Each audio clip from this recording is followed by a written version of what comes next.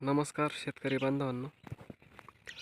आपण आज स्वराज टार्गेट या ट्रॅक्टरचा रिव्ह्यू घेणार आहोत. मित्रांनो, हा ट्रॅक्टर आपण साधारण एक महाशिवरात्रीला घेतला होता. त्याचबरोबर आपल्याकडं अजून एक टार्गेट आहे, तो कामाला गेलेला आहे बाहेर. मित्रांनो, हा ट्रॅक्टर आपण ऊस बांधणी प्लस ऑल टाईप पेरणी वगैरे सगळी करतोय ट्रॅक्टरने. आपण सध्याला आपण तुम्ही पाहू शकता, हा रिवर्स फॉरवर्ड रोटर आहे. या रोटरवर सध्या चालू आहे ट्रॅक्टर कंटिन्यू. ट्रॅक्टरची आपण रुंदी कमी केलेली पुढून आणि मागून कंपनीतर्फेच होती 3 फूट. पुढून ट्रॅक्टरची रुंदी होते 3 फूट 2 इंच. यासाठी आपण डिक्स आणि टायर चेंज करून 2 फूट 11 इंच पुढची रुंदी केलेली ट्रॅक्टरची, म्हणजे वळताना वगैरे बॉडीला टच होत नाही. कंपनीच्या टायरने बॉडीला टच होते टायर.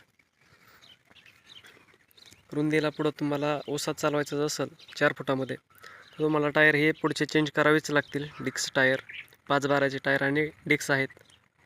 मित्रांनो, या प्रकारे आपण यांना असं बसवलं आहे. फुल टर्न वगैरे मिळतो, काय अडचण नाही. जागेवर म्हटलं तरी पण ट्रॅक्टर वळतो. हा पाहू शकता. ट्रॅक्टरचे तास पाहायचं झालं तर 221 तास हे झालेले आहेत ट्रॅक्टरचे.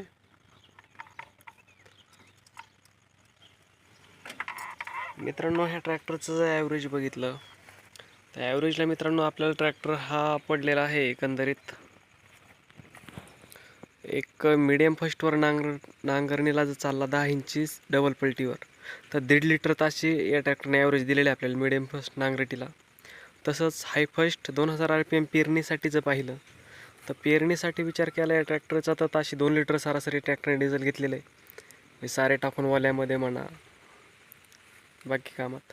आणि रोटरला जर म्हटलं तर साधारण एक 500 ते 600 रुपयामध्ये एकदम हार्ड क्वालिटी द्यायची म्हटलं, एकदम सगळ्यात बेस्ट क्वालिटी, तर एक 600 रुपये डिझेल एकरी जातं. साधारण 3 तास वेळ जातोच.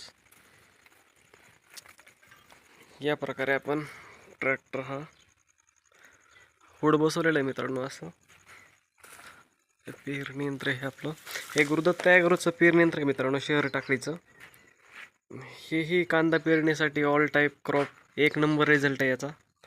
याने आपण कपाशी वगैरे एकदम सक्सेस आहे. 1 फूट म्हणजे 1 फुटावर चुकवती. प्लस आत्ता आपण सध्याला कांद्यावर जोडलेले, कांद्याचे पाकळ्या आहेत त्या. कांदे सुद्धा तेवढे 100% सक्सेसमध्ये आहेत या ट्रॅक्टरने किंवा या अवजाराने म्हटलं तरी चालेल. स्टील पेटीमध्ये येतं आणि कॉस्ट एकदम कमी राहते या अवजारांची शेअर टाकायला, आणि क्वालिटी एकदम बेस्ट आहे.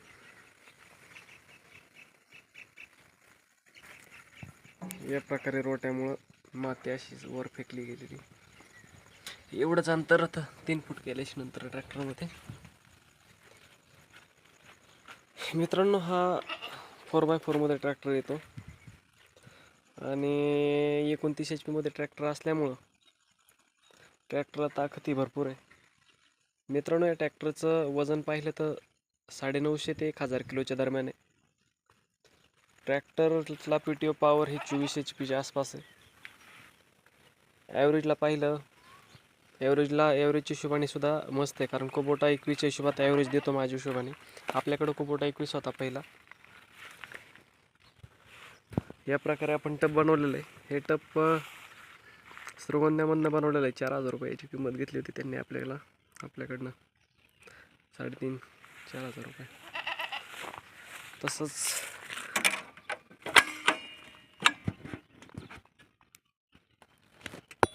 इंजिनकडं पाहिलं तर हायड्रोलिकचं आहे, वर खाली होण्यासाठी हायड्रोलिक पंप.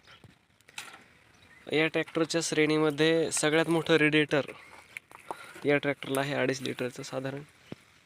वेट या ट्रॅक्टरला टोटल पुढंच आहे. ट्रॅक्टर तुम्ही कितीही मागं अवजार हेवी असू द्या, ट्रॅक्टर कसाच उचलत नाही हा. आणि एक ट्रॅक्टरचा मला आत्तापर्यंत प्रॉब्लेम वाटला, या ट्रॅक्टरचं जे कुलंट आहे हा ट्रॅक्टर कुलंट बऱ्यापैकी खातो. लीक वगैरे कुठून होत नाही, पण त्याची लेवल जी आहे ते मॅक्सिममपेक्षा कमी कंटिन्यू होतीच. 100 तासापूर्वी मॅक्सिममपेक्षा थोडंसं 2 बोटं वर होतं. आता साधारण 4 बोटं कमी झाले, 3 ते 4 बोटं. तसंच पाहायला गेल्यास नंतर ट्रॅक्टर हा ड्राय टाईपमध्ये येतो. एअर क्लिनर सायलेन्सर या ट्रॅक्टरचा पुढे काही अडचण नाही, धूर वगैरे लागत नाही. उसामध्ये 1 नंबरचा सक्सेसमध्ये ट्रॅक्टर आहे मित्रांनो. खुर्ची ही सस्पेन्शन आहे, वेट ॲडजस्ट करायचं इथं आहे हे.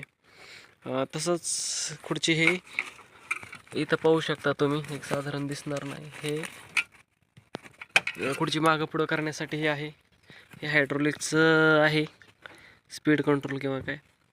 मित्रांनो, या ट्रॅक्टरमध्ये असंच मला बऱ्यापैकी विचारतात लोक की बाबा ट्रॅक्टरचं आमचं हायड्रोलिक हे टोटली वर्क करत नाही बऱ्यापैकी. तर माझं एक सांगणं आहे त्यांच्यासाठी, जर तुम्ही खालून 3 नंबरच्या होलला जर टापलिंग लावली, एक साधारण दिसत 1 नंबर आहे इथं, हे 2 नंबर हे आणि हे 3 नंबर.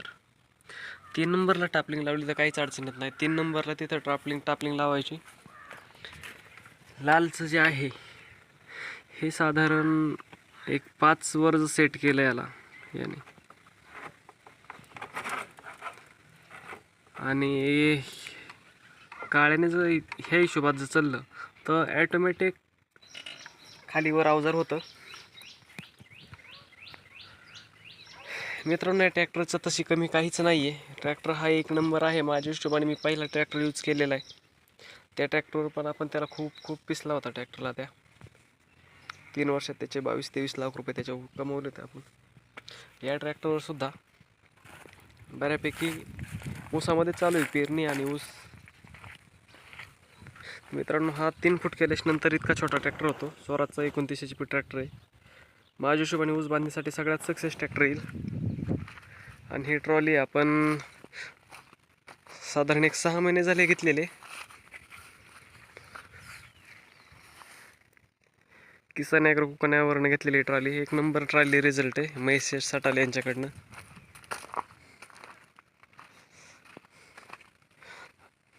आपल्याला ही ट्रॉली विकायची सध्या. जीकेचा रोटर आणि हा एक साधारण 14 इंची सिंगल पलटी नांगर आहे. हे पाळीसाठी जुगाड केलेलं बनवलेलं आहे. डबल पासाचं. तुम्हाला याच्यावर जर व्हिडिओ बनवायचा असेल तर फ्रेम फक्त 3 फूट होते, आपण त्याला एक्स्ट्रा वाढवलेलं आहे. त्याच्यावर एक व्हिडिओ बनवू आपण. जेकेच्या रोटरचा रिव्ह्यू पाहिजे असेल कसा चालतो काय, तोही व्हिडिओ बनवू आपण. काम करताना बनवू किंवा असाही बनवू.